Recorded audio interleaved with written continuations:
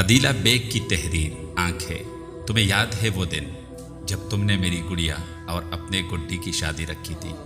تمام کمرے کو کاغذی پھولوں اور مصنوعی خوشبوؤں سے سجایا تھا، اور تم نے کہا تھا کہ اپنی گڑیا کو سجا لو، ابھی بارات آنے والی ہے۔ یاد ہے تمہیں جب تم نے اپنے گڈے کو کاغذی گھوڑے پر سوار کیا تھا اور بارات لے کے آئے تھے؟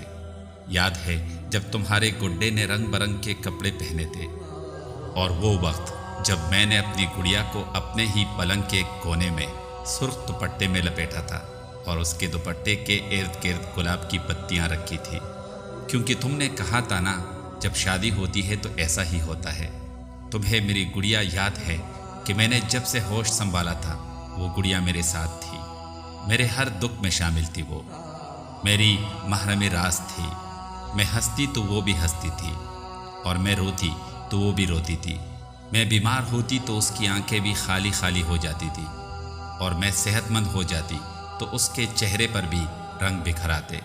وہ وقت جب تم اس کی بارات لے آئے تھے اور کئی بچے اس کے باراتی بن کر تمہارے ساتھ آئے تھے، لیکن اس وقت اس گڑیا کے ساتھ کوئی نہیں تھا، صرف میں تھی اور کچی خوشیوں کی امید۔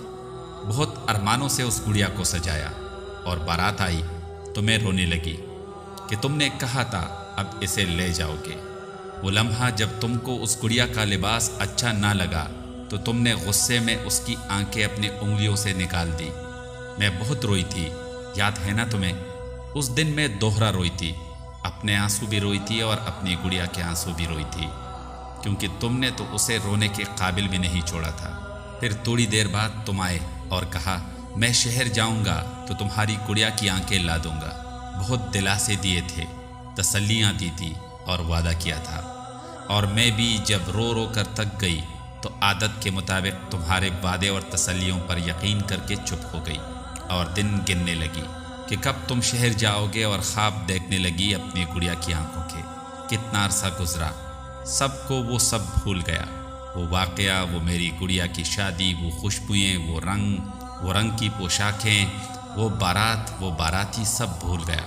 تم شہر گئے، پھر واپس آئے، پھر کئی بار جا کر آئے، تمہیں بھی بھول گیا وہ سب، لیکن آج بھی کسی کو کچھ یاد ہے؟ مجھے، میرے خواب، میری گڑیا کو، میری آنکھیں۔